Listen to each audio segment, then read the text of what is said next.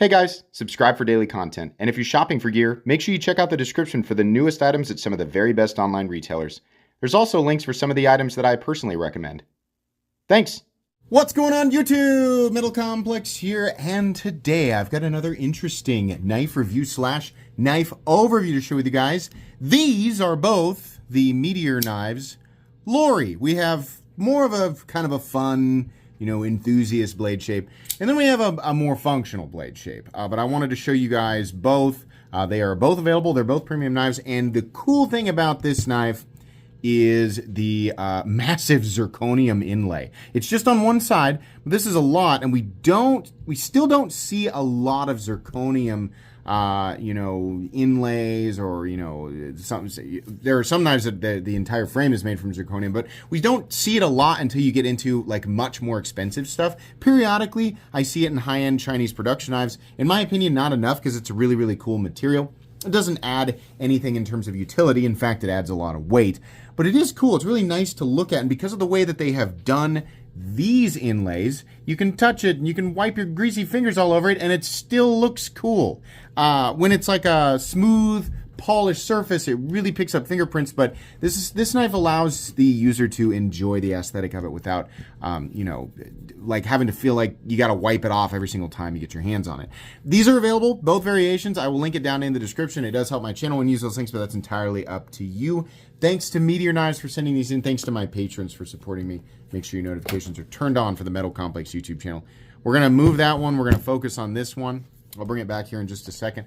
Overall length, this is kind of a chunky little rhinoceros baby. 7 1/4 inches. Blade length 3, I'm going to call that 3. Cutting edge about 2.9. Let's do some size comparisons. Today's size comparison sponsor is, of course, Remet. We're going to put it up against the Remet RT Orca. There's a link for the Remet RT Orca down in the description. Thank you very much for sponsoring the size comparison today. Let's go ahead and do the Excalibur and Compact Excalibur. It's about 1/4 inch shorter than Compact Excalibur. Let's put it up against the Spyderco PM2 and the Spyderco Para 3, which is hiding today. There we go. Very, very, very similar overall length to the Spyderco Para 3. In fact, I think it's actually identical, 7 1/4. And then finally, up against the Benchmade Group Chilean, or in this case, the Ritter Hogue and the Hogue Deca. How is the action on this knife? Very good. Plenty of access to the frame lock. It's a slightly tight new, but it has broken in since I've had it, played with it, carried it, right? So it does definitely break in. But tightness and grittiness are two totally different things. It is still very, very smooth. This one is like almost exactly the same. This one has broken in more because this is the one that I was carrying.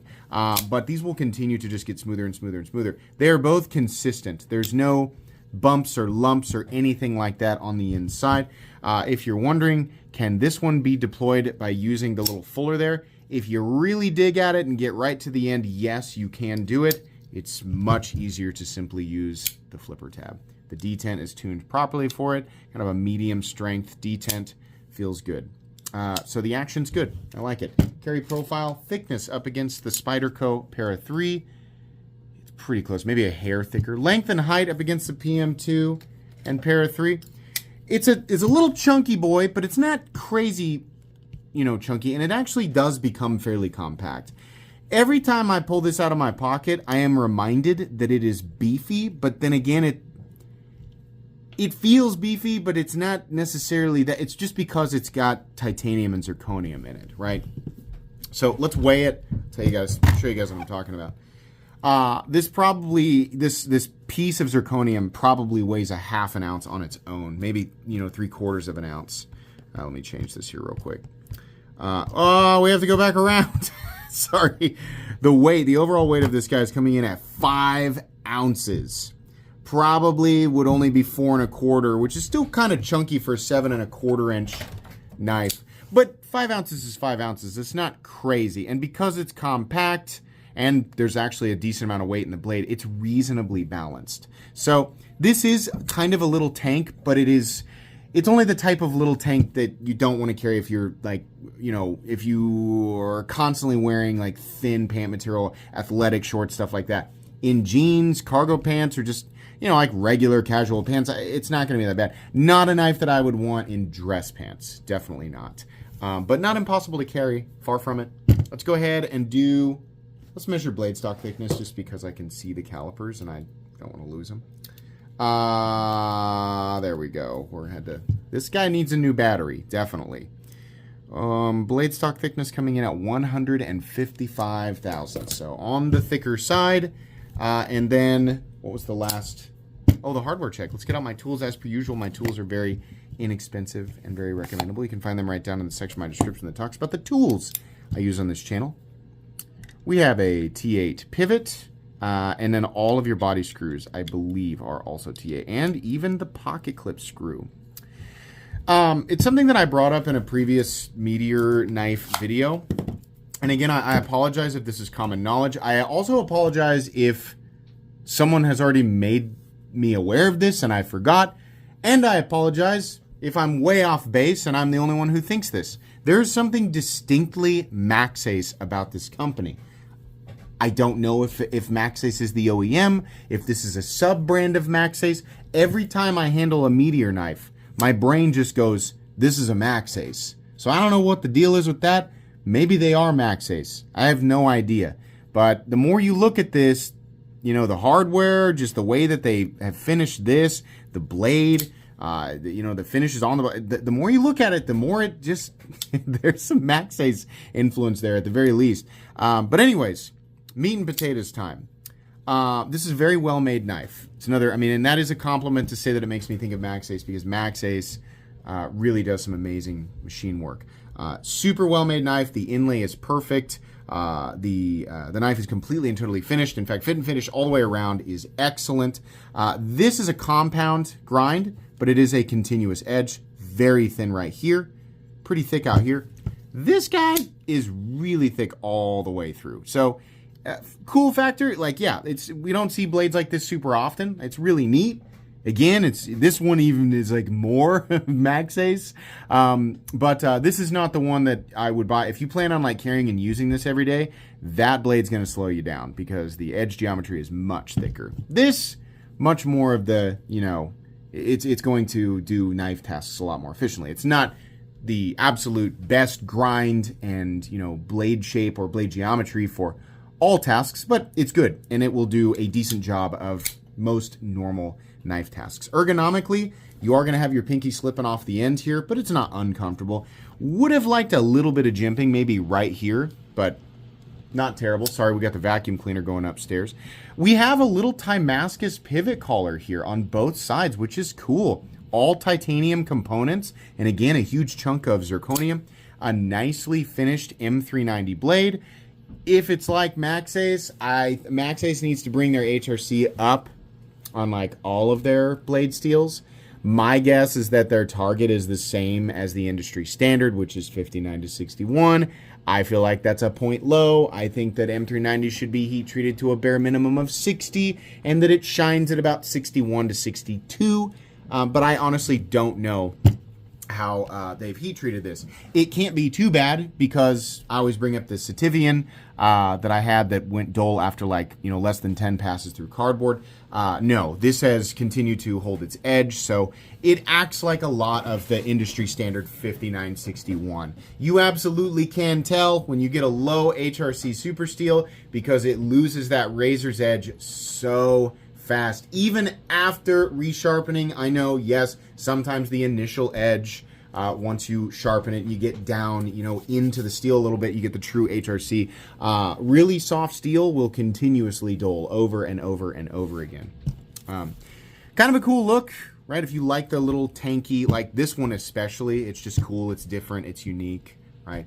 But I like the little tanky look as long as it's something that is comfortable to carry and use. Not a knife that I would want to use for like half an hour at a time, but fine for EDC stuff. This has kind of like a bronzy finish on it. This is more of like, the grayscale stone wash.